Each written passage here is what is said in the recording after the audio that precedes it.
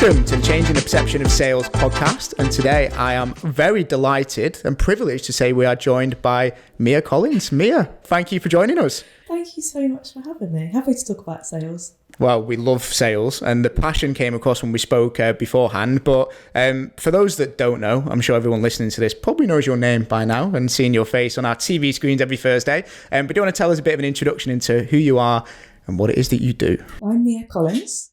I'm from Cheltenham, but I now live in London, and I ran a meal prep business for 3 years in Bristol. So that's kind of the business plan I put forward to become a candidate on the Apprentice.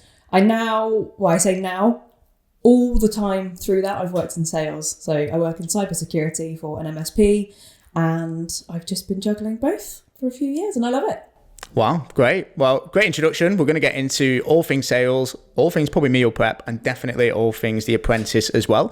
But starting off with sales, as we always like to on this particular podcast, how and why did you get into sales in the first place? Because most people either fall into it or actively avoid going into it. So what was your journey like getting into the industry? So unfortunately, I do fit into one of the routes to sales that you just listed. I fell into it.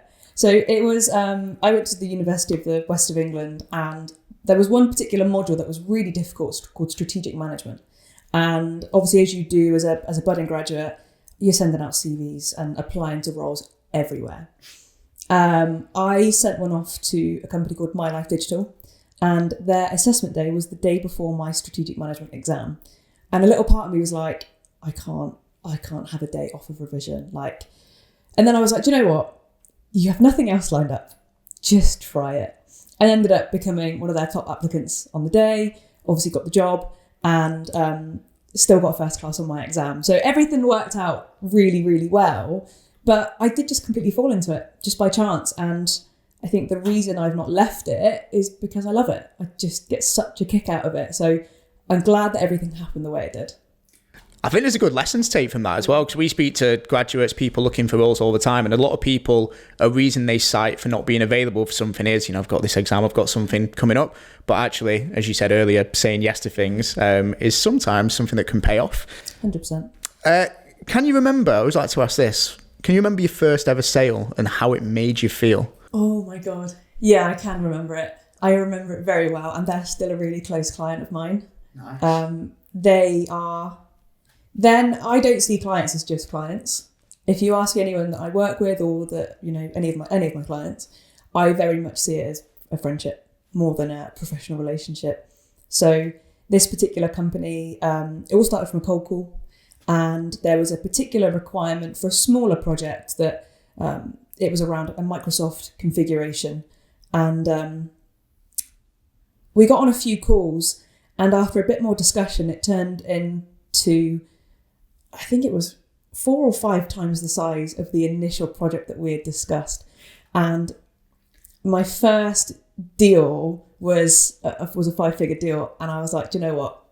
I'm in the right place. The buzz I felt was like nothing I'd ever felt before. And then obviously as a early 20-something year old, knowing that you've made, I think it was like a grand commission, I was like, oh my God, I'm rich. I am rich. But the feeling never wears off. Never wears off, and I don't think it ever will. Yeah, well, as we've seen recently as well, particularly with TV shopping, it's looked like that feeling was definitely that's still there, live and kicking. What was interesting about that, as you said, it all started from a cold call. Kind of going off piece a little bit here, but what are your thoughts as a salesperson on the art of cold calling? So, as someone who grew up basically mute, I really struggled to speak, and that kind of presented itself if we went out to a restaurant. I would have to whisper to my dad, please can you order me steak and chips? Because I just had so many nerves talking to strangers. So I think sales brought me out of my comfort zone, and I actually really appreciate cold calling now, because what it's done for me is develop my confidence and my public speaking and general communication skills so much. I think everyone needs to try it, because the more you do it, the better you get at it, the more you're able to handle rejection, the more you're able to articulate yourself in a much more concise way and present the value that you're offering in a much more refined way every time. So I think cold calling for me, I'm just really thankful for it. And it's a nerve-wracking experience. when we're all trying out in sales, it is really scary. In front of all of your colleagues and seniors and execs and whatever, the thought of mucking up is terrifying. But so few people are doing it nowadays. So it's great for people like me that aren't doing it as much. But I think if you want to be good at sales, you can't not cold call. Yeah. I agree. I think, again, when you first do it, it's that fear everyone's listening to me. The reality is they're actually not, but it just feels like everyone's eyes and ears are on you. The interesting bit there was you said that you were a bit of a mute growing up. And again, like the person sat in front of me now, you would just never think that. And the reason I think that aligns quite well to changing the perception of sales is people think you have to be probably male, confident, gifted the gab.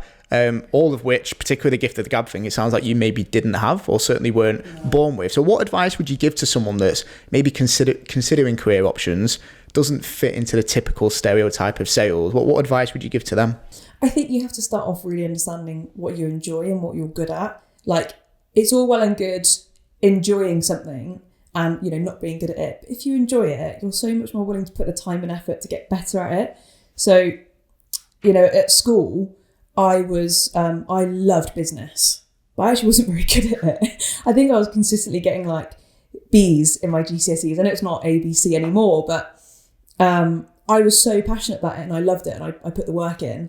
And I think going from being a student or, a graduate to professional life, just start off understanding what do you actually enjoy? Can you monetize it somehow? Because like I said, you can always improve, but you can't always enjoy everything. Yeah, definitely not in sales all the time as well. The bits you enjoy, but there's certainly bits that are very frustrating. And going into your sales journey then, you obviously started initially doing 5-figure deals early-ish on in your career, all that started from a cold call. And how has your kind of role in sales progressed in the last, probably 4-5 years or so? So I'll talk about it in the realm of my time at Stripe, because my role prior to that was actually in operations or something really unreflective of what I enjoy. I don't know why I did it.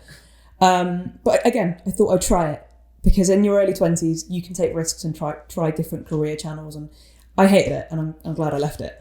But at Stripe, my progression has been from business development manager to now strategic sales development manager.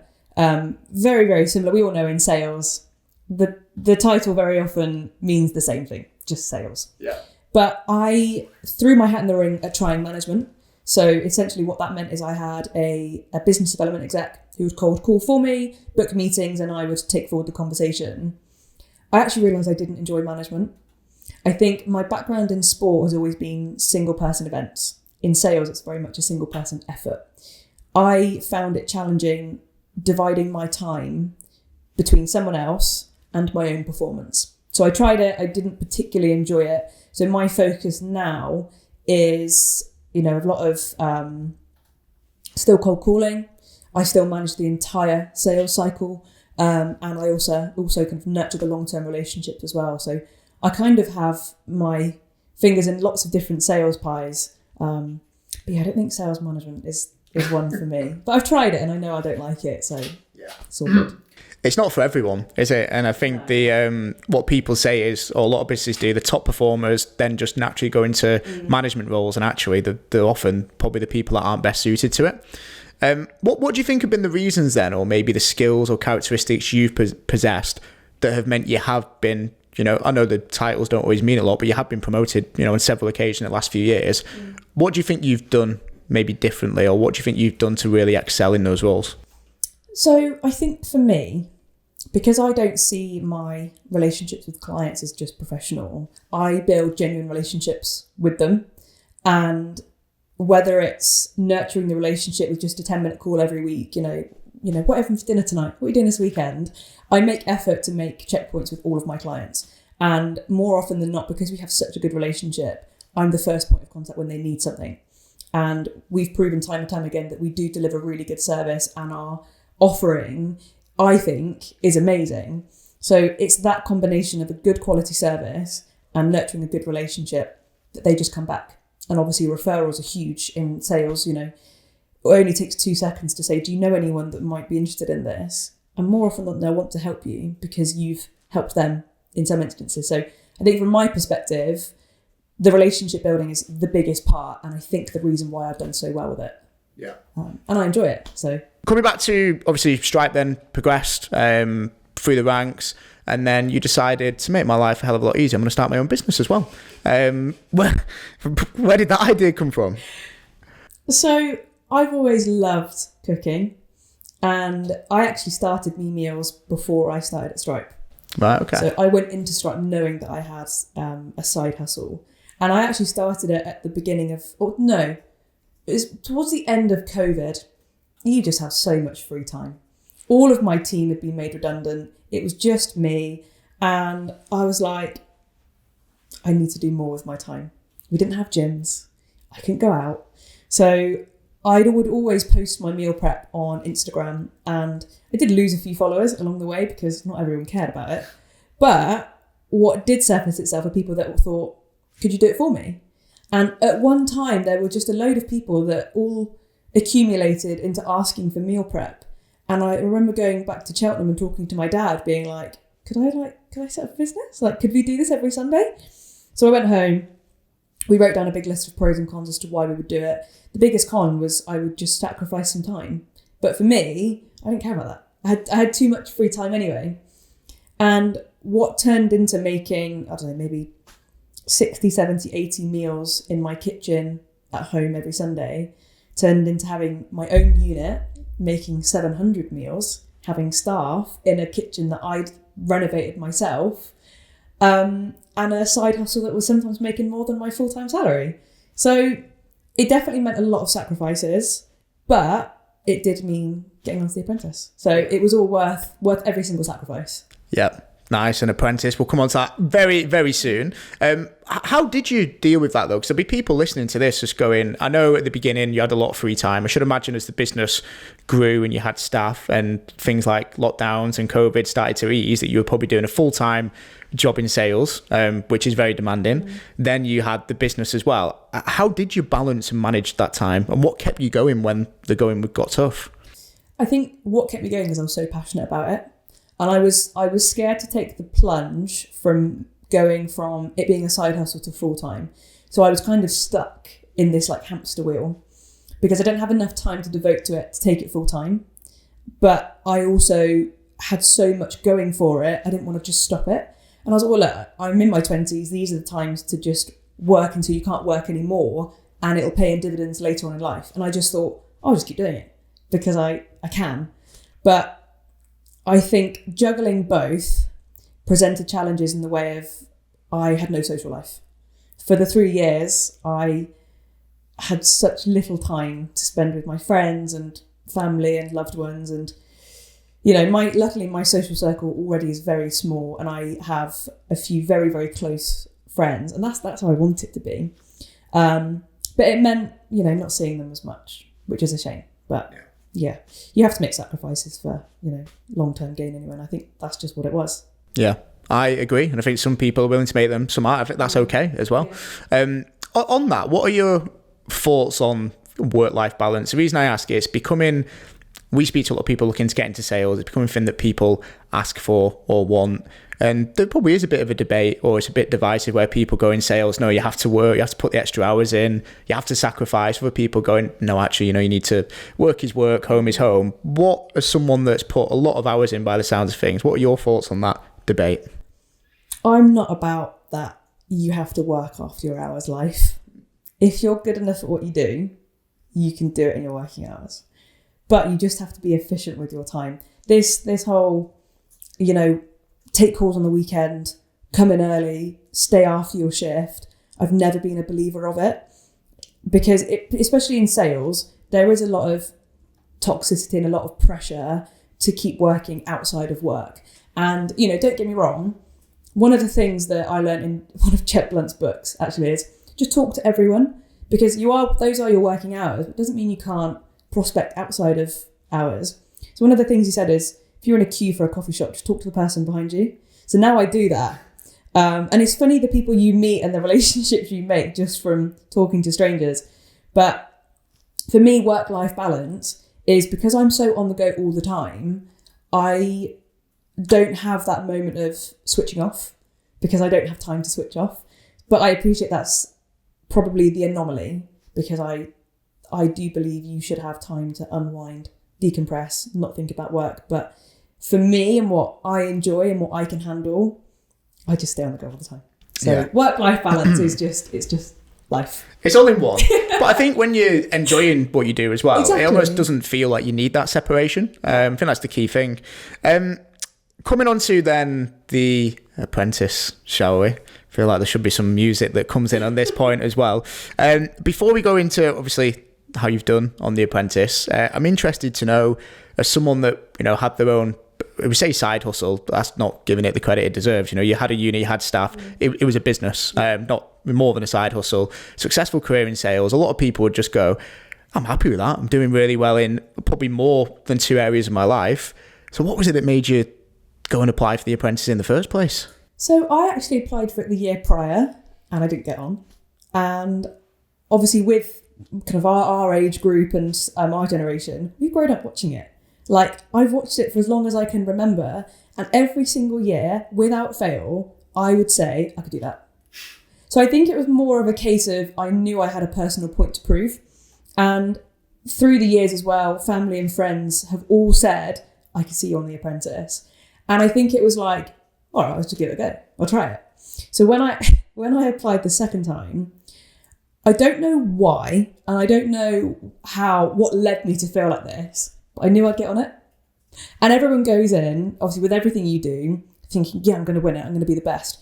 But I genuinely, there was no question in my mind. I was like, this is just admin. Like, I know I'm going to win it. Like, I just have a gut feeling. I just know I am. And obviously being told I was a reserve at the end of all of it, I was a bit like, no, it'll be fine because I'll get on it. And that doubt never wavered. And then obviously a few days after from being told I was a reserve, I had the call to say, change of plan, we'd like you on it. I was like, see? It was all meant manifestation. I make a wish on 11/11 every single day, and every day I would wish that I would be on it. I'm not saying that is, I wished for it on my 11/11, that's why I got on, but I'm a big, big believer in the power of manifestation. Obviously you have to do things to make it happen, but yeah, I just knew I'd get on it. Do you think you had that? Because it's quite interesting. The first year you applied, yeah. Did you have that level of manifestation in that first application process? No. That was more like research. Looking back, I knew where I went wrong and I developed and I improved on it over the year. So after I had that year of working on things where I knew I fell short, I was like, okay, now I'm ready. Okay. Where did you go wrong the first time round? So the assessment day itself is... it's not something we're able to delve too deep into, but one of the things that you do is basically like a screen test. How do you cope behind a camera? And they test you, and I just didn't do very well with it. So that's all I can say about it. But yeah, the camera test caught me by surprise. But then manifestation in year 2, and we made it there. And to be a reserve then, because the roller coaster of emotions, I know it sounds like you were unwavering in your confidence that you were going to be on the show, but there must have been a point when you were reserved, almost made it again. But what was that roller coaster of emotions like? It was frustrating, but then I was like, I'll just be on it next year. So again, I was like, I know I'll be on it. It might not be this year. It might not have been last year, but it'll now be next year. But I think the call we had, everyone's told on the same day, if you're a candidate or if you're a reserve or if you're unsuccessful. That was on the Wednesday, I think. And then by the weekend or the Monday, maybe, I was told I was on it. So it was only a few days of feeling a little bit sorry for myself. But I remember getting the call and I was pacing around my kitchen for about an hour. I was just walking around being like, oh my God, oh my God, oh my God. And I remember calling my dad, and he had just landed in Malta for a really short holiday. And he had just taken his phone off of airplane mode. And I called him and I was like, Dad, don't react. I'm on the show. And he was like, oh, okay, I'll speak to you later. Because I didn't want to tell anyone at that point. I just wanted my dad to know. Yeah. And yeah, we just lost our heads. We were like, oh my God. Wow. I'll never forget that feeling. I bet that's one of the best feelings ever. Yeah. Yeah, I'd say second to TV selling. Yeah, TV selling. We love TV selling. Well, we're going to have to come to that soon.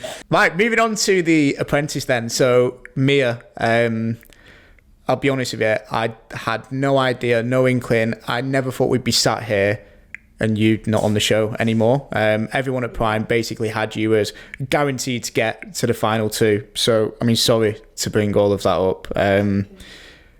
But what happened? So first of all, thank you for thinking I was going to get there. I think knowing how well the process went, I'd be lying if I said I didn't think I was going to be there as well. So I was devastated. I was really, really gutted. And I kind of went into the process, as we said, as a reserve, not having all too much confidence, all the way through to thinking, I'm in the final five. And I think what it was, genuinely, I had such an adrenaline spike from TV selling. The crash was, I've never experienced fatigue like it. I think it clouded my judgment slightly. I think it kind of threw me off of my focus a little bit. And in EP 10, you know, one of the things that we needed to consider for our products was how commercially viable our clothing range was. I forgot that. I just knew that we had a brief. I knew that we had certain boxes to tick with the products, but for some reason, the commercial viability of it was just not a box I remembered. So unfortunately, it did mean me pushing for an idea that was too niche. However, I do stand by the fact I think Jordan's concept was amazing. You know, creating a clothing range which embodied men's mental health and opening up and being able to express yourself outside of normal means. I'd back it again. You know, maybe I would have created something other than a skirt. But, you know, David Beckham did it. So why can't we, you know? But yeah, I'm sad to have gone, but I'm leaving with my head held high. And, you know, the final five they're a fantastic bunch. And, like, you know, I wish them all good luck. Yeah, good luck to them. And it's just so strange not seeing you there in the final five. It's just, even then I thought, given how well you'd done in the process up to that point, I still thought no matter what happens on this task, you still would have got in. But that's the thing, you can't get too comfortable. And like I said, I took my eye off the ball. Yeah. And I think I was walking on water a little bit. So maybe there's a lesson in that. Even if you're right up until the finish line, you just have to still have that like mindset and that dedication towards it, because I just let it go. I let it slip. And obviously I'm now suffering the consequences of no longer being in the process. But yeah, there's definitely a learning curve out of it for me, that's for sure. Yeah. Well, that's one positive. I'm sure there's going to be a lot more positives that do come out, because you've been incredible on the show from what we've seen. So great work. And this certainly won't define what will happen in the future. You mentioned around, because we have to talk about TV shopping, because like your face just lights up whenever we talk about it. You mentioned about the fatigue though, first of all. How long? Because we, you know, in our eyes, it's a week. You have plenty of time in between them. I know that's probably not the reality of what happens in the show. So what was the time that you had from finishing TV shopping to starting the most recent task? It's never longer than 2 days. So I think it was a day or 2 days. I can't quite remember. But yeah, you don't get a week between tasks, that's for sure. Yeah. So I was tired. Yeah. How relentless is the process then? You're obviously there for what, 9-10 weeks? Like, how relentless is it? It's really hard. It's really, really hard. Because sometimes, like for tomatoes versus potatoes, I think we were actually up at 2 a.m. Oh. Like, and the days are long. You are, you know, when you're at work, you're switched on from 9 to 5. With this, you are switched on 24/7. Because don't forget, what you see on camera is one thing, but you're also navigating relationships off camera. And very rarely, you know, when we got to maybe task 7, the numbers in the house started to dwindle because we'd had a few double firings. You couldn't go into a room in the house without someone already being there. So your social battery was drained all the time. But, you know, it's a good thing, because it means you are forced to make very good, very strong relationships with people. And I love them all to bits. But, oh my God, it is so tiring. And I'm a creature of habit and I'm a creature of comfort. Sometimes I just need to sit and doom scroll on TikTok for a little while, unashamedly. But it was really, really tiring. But they do warn you at the beginning, this is a tough process, and boy, is it tough. Wow, they weren't wrong. They were not wrong. And a question that I'm sure a lot of people ask when they see it on your screens, let's say take potatoes versus tomatoes, which is a great task, food one, I'm sure you're in your element, but you get woken up at 2 a.m. Do you actually have 20 minutes to get ready? Yes, you really do. And you are rudely awoken by cameras in your face. So obviously the candidate who picks up the phone, you hear them running up and down and you hear them filming that. So you're kind of awake before the cameras come in at least. But the second that person comes in to tell you that you've got 20 minutes, camera's just in your face. So it caught me slipping a few times. I had my bonnet still on. But so did a few of the girls. A lot of us wore one actually. But yeah, 20 minutes to get ready. And then there's a bit of time after that to have breakfast, get mic'd up, sound check, film the walking shots. So you're not in and out the door in 20 minutes, but you only have 20 minutes to get ready. Wow. That's not a long time at all, really, is it? Not long. They just love chaos. They love creating chaos situations, and they do it really well. Makes good TV. Makes good TV. Yeah.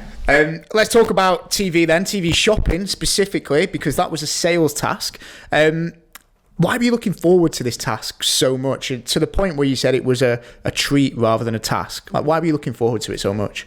I think because obviously I came on the show as a meal prep entrepreneur. You guys know I'm a saleswoman.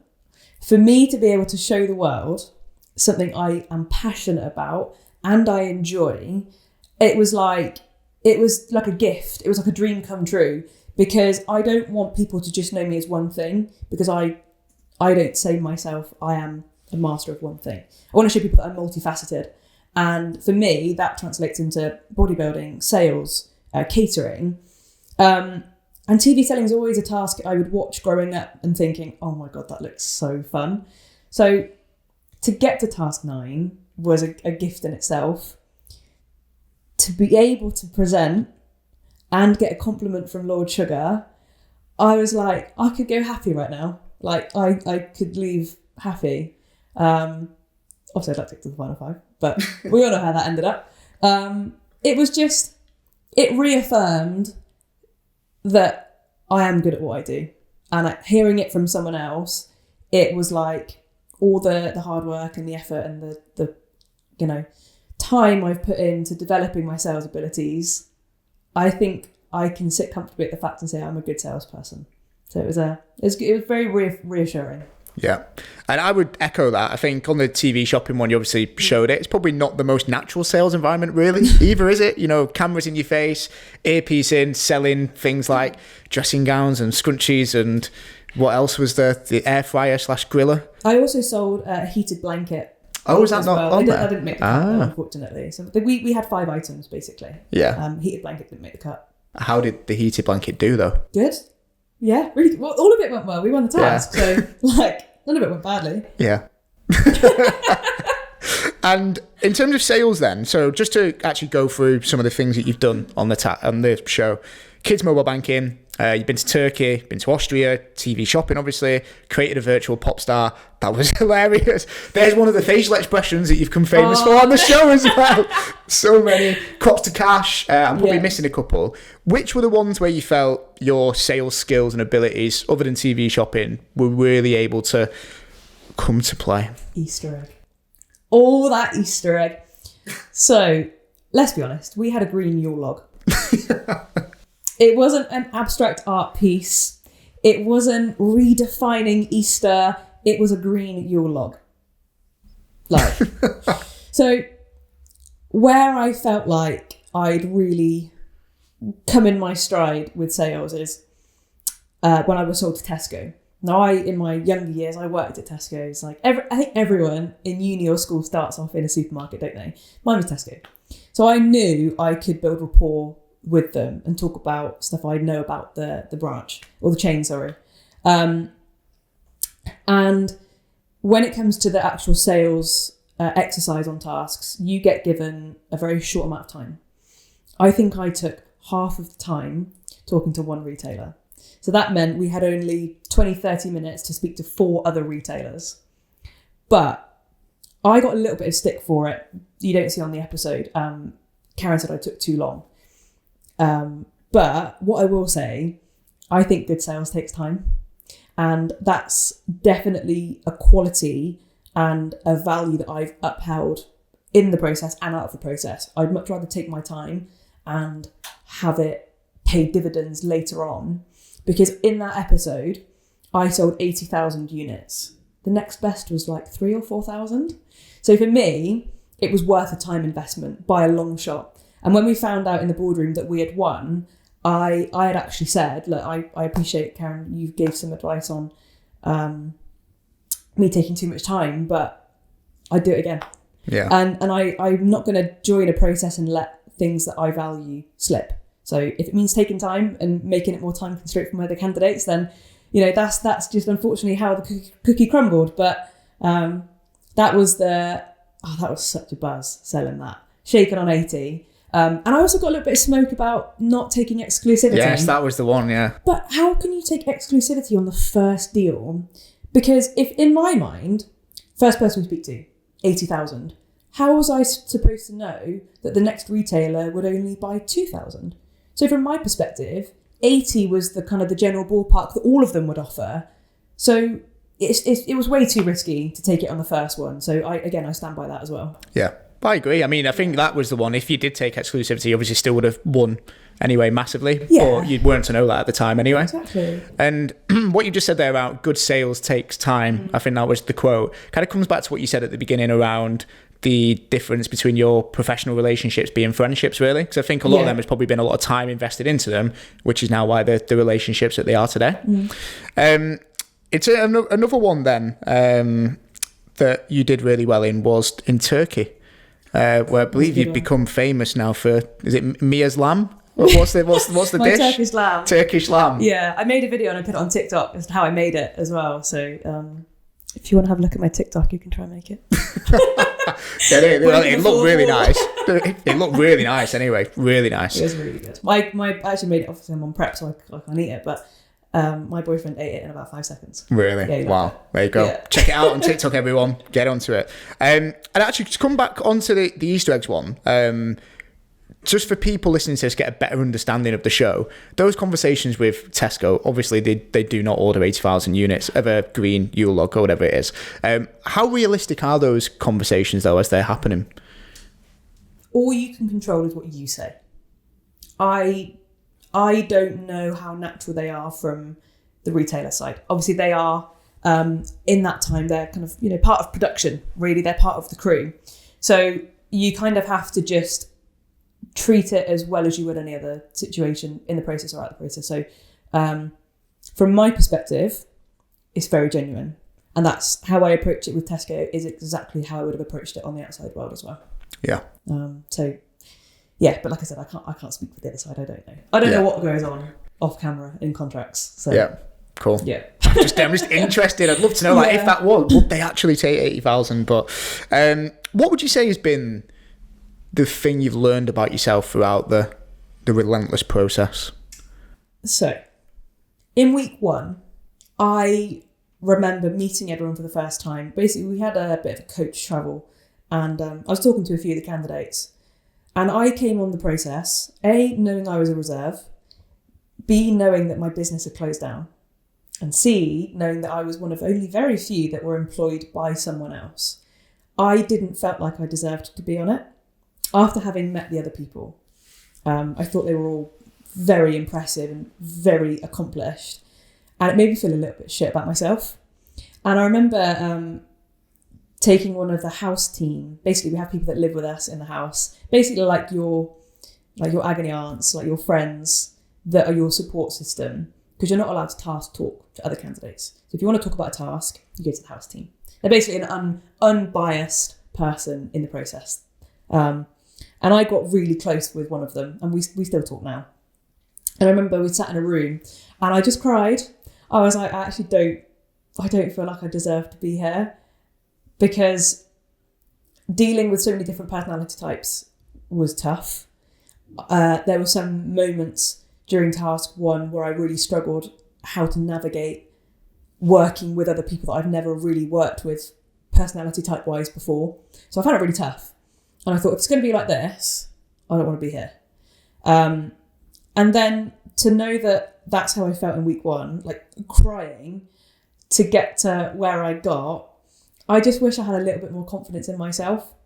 And I think sometimes me trying to prove that to myself, I can't pretend. Sometimes it does come across as quite cocky. I do get a little bit carried away with myself sometimes on tasks, but it's because I need it for me. I need to remind myself that I am good.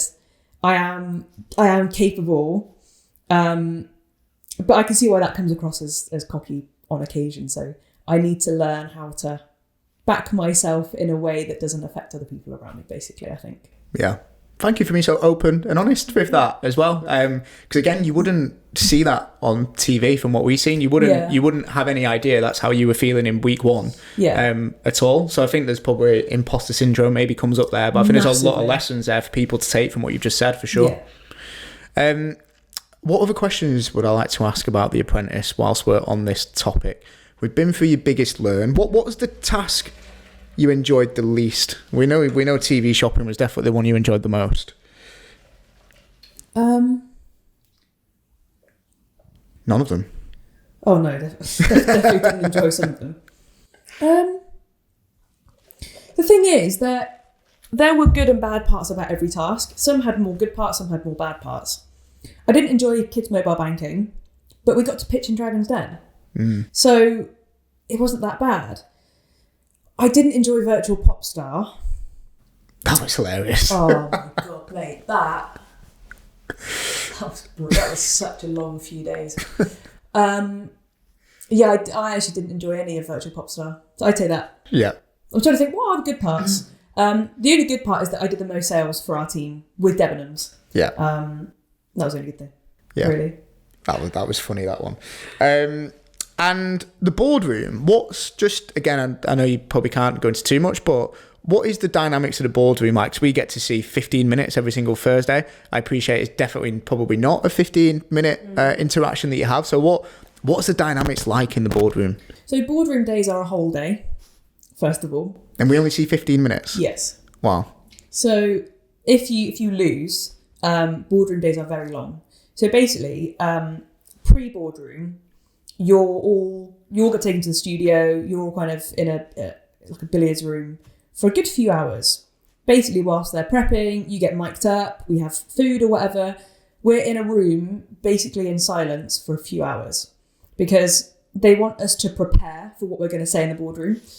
So when you do go into the boardroom, you're all kind of riled up and you all know what could come up, what your defences should be. But it's all in one take. It's a very organic day. Lord Sugar is very fair.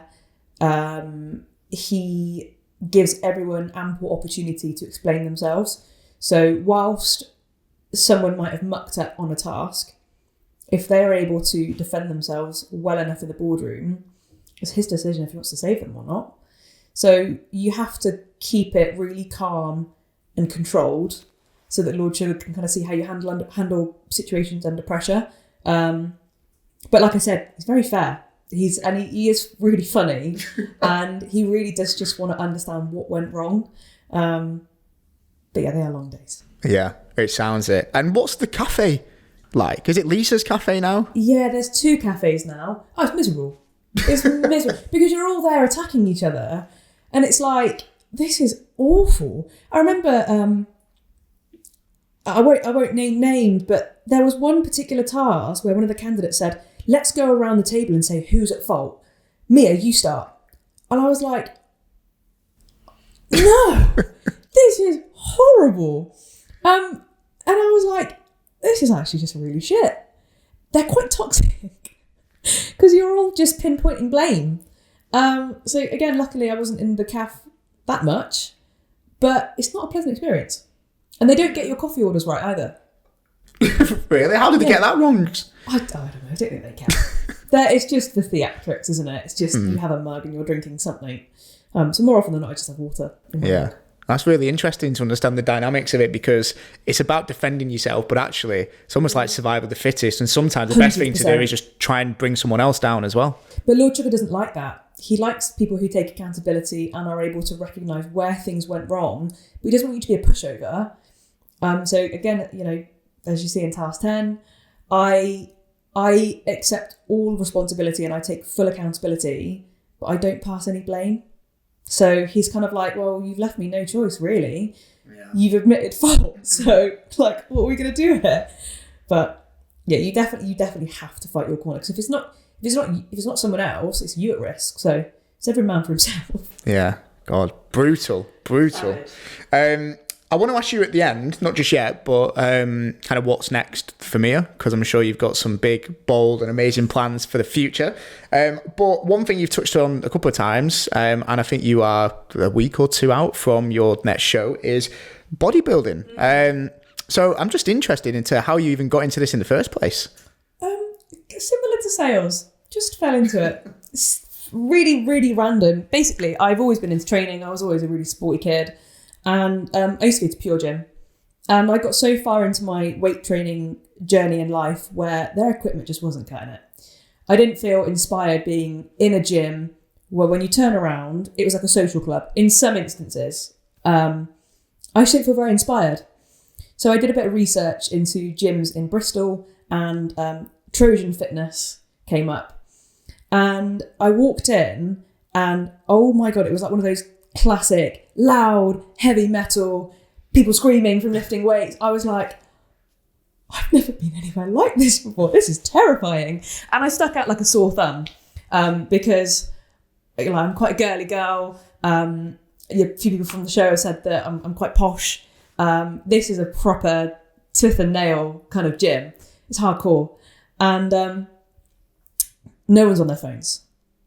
Everyone is head down weightlifting. And I was like, right, I'm home. I love it.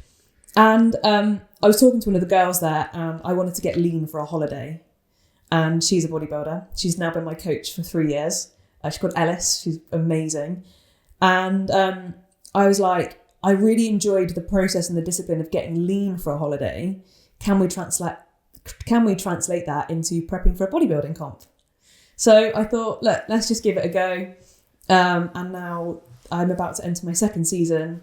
I placed second at regionals in my first show, and then I placed sixth in the British finals, and then I qualified for the world finals. So my first season as a complete newbie was great, and I'm just hoping next week goes just as well. So this, you know, we're about to enter peak week, so my cardio is going to drop, food's going to go up slightly, and then I'll be on stage before you know it. Wow. I can't wait. Best of luck for it. What is it like, the build-up? Because I've seen some of the stuff you've shared on socials. The thing I would probably struggle with is the lack of carbs that it seems like you have. Like, what is it like right now, pretty much, for you? It's tough. It's quite tough. It's really hard. You get used to it. You know, at the start, you're kind of in a period of adjustment, so you are hungry, but your body gets to a point where it's like, you don't get hunger signals anymore. It just translates into fatigue. So I never sit there and think, oh, my tummy's rumbling, I'm really hungry. It is like 6 o'clock and I'm like, I'm done. I'm done for the day. But you just have to keep going. I think it's because I know I have no choice, because I've got a date and I have a goal. Nothing else matters, because I know what I have to do to kind of get to where I want to be. So you just find a way to plough through it, to be honest. And I enjoy it. Again, this is the common denominator in everything I do. I enjoy it. So I don't do things unless I enjoy it. Good. Well, best of luck. Thank you very much. And kind of a couple more things to touch on. You've obviously done incredibly well in The Apprentice. I know you'll be frustrated for not getting to the final 5, but still incredible if you think about how many people apply. So still a great achievement. Bodybuilding was something you didn't actually set out to do. You kind of fell into it, and now you're placing in competitions. Obviously had your business that grew from just you. You seem to excel and achieve to a higher level in everything. But what is it that drives you and kind of keeps you going? It's really kind of you to say that, by the way. Thank you. It's all right. I think I've just learned how to be quite resilient and quite determined. I think because I know the feeling of it paying off, I know if I keep going, I'll have that reward and I'll have that feeling again. So, delayed gratification in bodybuilding is huge. I think because I know what work being put in feels like is tough, for the amazing feeling of it going well, I think you just need that experience of knowing that the hard work pays off, and that kind of infiltrates its way into everything else. So it's just through experience, I guess. Yeah. Such a good lesson just for sales, bringing it back to the podcast as well, because just like bodybuilding, like you said, it's delayed gratification. Sales, particularly at the beginning of your career, it's such delayed gratification. Building a pipeline is hard. It takes time. So it pays off. Yeah, it does in the end. And a couple more things then on sales specifically. We're all about trying to change the perception of sales. And one thing I've noticed you're doing a lot at the minute is going back to uni. I think you've been at Uni of Bristol recently. We're trying to do more of that, like get into universities and try and teach people and educate them about how good a career in sales is before they graduate so they don't fall into it. But what do you think are some of the things maybe we do need to consider, the conversations we need to have to try and get more people actively choosing sales as a career of choice and going on the career path that, you've gone on to do? I think it's a really good question, and I think looking at sales as a function in a business, every single business needs it. So if you choose a career or a profession where there's always going to be demand, you're mitigating the risk of, having a role where if there are cuts, if something does go wrong, you're going to be stuck. So, look at every task so far on The Apprentice. More often than not, they've incorporated sales. And I think if you can develop a skill that is needed literally for a business to survive, you're kind of never going to be in a position of risk, especially if you're a good salesperson. Good salespeople are very hard to find. And if you develop that skill, you'll never be out of work, I promise.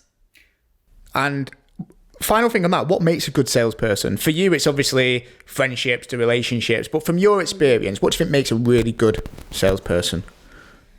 Ooh, that's a good question. What makes a good salesperson? I definitely don't think it's the sort of thing you're born with. I think you have to develop a lot of the skills. So I think a good salesperson is someone that's able to take on feedback, someone that's able to learn from mistakes and situations and change it for the next time. I think that ultimately is something that underpins a good salesperson, because you have to be adaptable and you have to take on sometimes really hard situations like rejection, like not getting on with someone in the team because it's a very competitive environment. You have to be very aware of yourself, I think, as well. Kind of look from within as to where you can improve for how to kind of being a salesperson, I guess.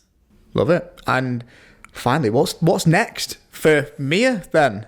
So what's next? So I've just set up a new business. Congrats. Thank you very much. Essentially, it has 3 offerings. The first is corporate sales coaching. So whilst I don't enjoy management, I love helping people. Coaching, for me, I get such a kick out of it. Because if I can just impart some knowledge and I can leave you to it, I'm happy. So ultimately, what underpins that is kind of athlete level discipline. So all of my sales frameworks, all of my sales training are all based around the level of discipline you need to be a high performance athlete. So it's all very sport based.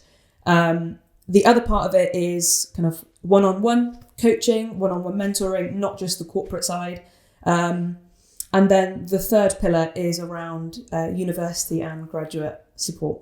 So a lot of what I'm going to be doing is going into universities and helping them develop their student to graduate transition process, educating them on how to improve in interviews, how to do well on assessment days, basically all the things I wish I knew going from a student to a graduate to help me to get to where I am today. So if I can impart some knowledge and help some students, become a top performer on an assessment day, then that's what I want to do. I just want to help people, I guess. 2 things I'm passionate about: sport and sales. So let me try and impart that somewhere. sport sales and helping people. Exactly. Sounds like a recipe for success. Well, Mia, wish you all nice cookie pun there. Genuinely, it's been a pleasure having you on. Thank you very much. Wish you all the best with the future and the new business, and just massive thank you again. Really appreciate it.